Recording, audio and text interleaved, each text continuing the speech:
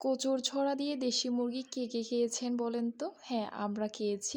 অনেক বেশি মজা আর বাটা মশলায় রান্না করলে তো আর কোনো কথাই নেই। হ্যালো এভরিওয়ান, আসসালামু আলাইকুম। কেমন আছেন সবাই? তো আমি হচ্ছে দেশি মুরগি রান্না করার জন্য এখানে আমি কচুর ছড়াটাকে ভালো মতো পরিষ্কার করে নিয়েছি। আর এখানে সব ধরনের বাটা মশলা নিয়ে নিয়েছি। আদা, রসুন বাটা, পেঁয়াজ বাটা, বাদাম বাটা, ধনেপাতা কুচি আর গরম মসলা।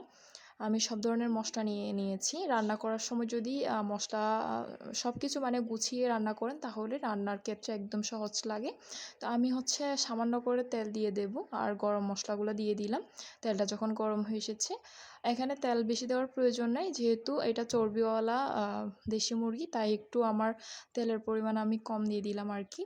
তো এখন আমি এক এক করে পেঁয়াজ বাটা, আদা বাটা, রসুন বাটা আর বাদাম বাটা দিয়ে একটু কষিয়ে নেব ভালো মতো মশলাটাকে।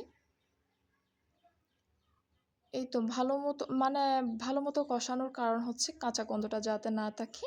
এরপরে হচ্ছে আমি মশলা দিয়ে দেবো। এখানে হচ্ছে আমি ধনিয়া গুঁড়া, জিরা গুঁড়া, লাল মরিচের গুঁড়া, হলুদের গুঁড়া সব ধরনের মশলা নিয়ে আমি দিয়ে দিয়েছি। আর দিয়ে দিয়েছি স্বাদ মতো লবণ। দেওয়ার পর এখন আমি পানি দিয়ে দেবো যাতে মশলাটা পুড়ে না যায় আর কি। পুড়ে গেলে তো তরকারির স্বাদটাই নষ্ট হয়ে যাবে। তো পানি দেওয়ার পর আবারও ভালো মতো আমি মিক্স করে নেব। মশলাটা যত বেশি কষাবেন তরকারির স্বাদটা তত গুণ বেশি বেড়ে যায়। তো আমি ভালো মতো মিক্স করে নেওয়ার পর এটাকে আমি ১ মিনিট মতো মশলাটা কষানোর পর যখন তেলটা উপরে ভেসে উঠেছে, এ পর্যায়ে আমি দেশি মুরগিটা দিয়ে দিব।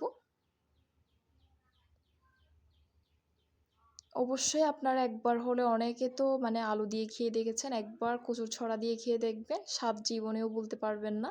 তো আমি ভালো মতো হচ্ছে আবারও মিক্স করে দিচ্ছি। আমি দেশি মুরগিটা দেওয়ার পর আবারও ভালো মতো মিক্স করে নিব।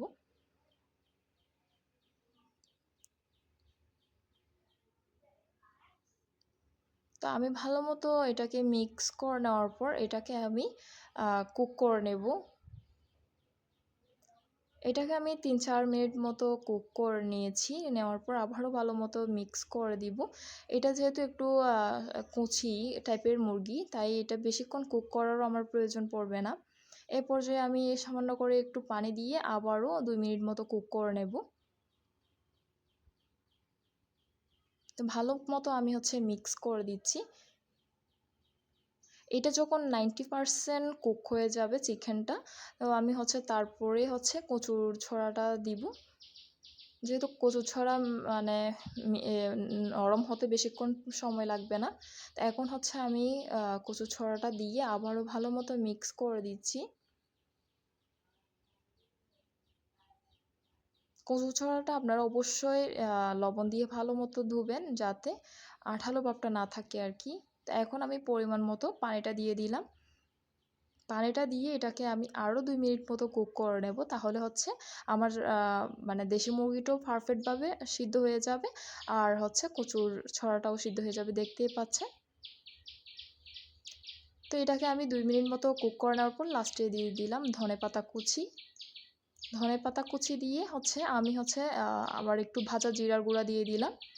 এখন হচ্ছে আমি নামিয়ে পরিবেশন করে দেখিয়ে দিচ্ছি কেমন হয়েছে। খেতে অসম্ভব মজা হয়েছে। এটা আমার মুখের কথা না। এভাবে আপনারাও একবার বাসায় ট্রাই করে দেখবেন। স্বাদ আপনাদের মুখে লেগে থাকবে। আসসালামু আলাইকুম।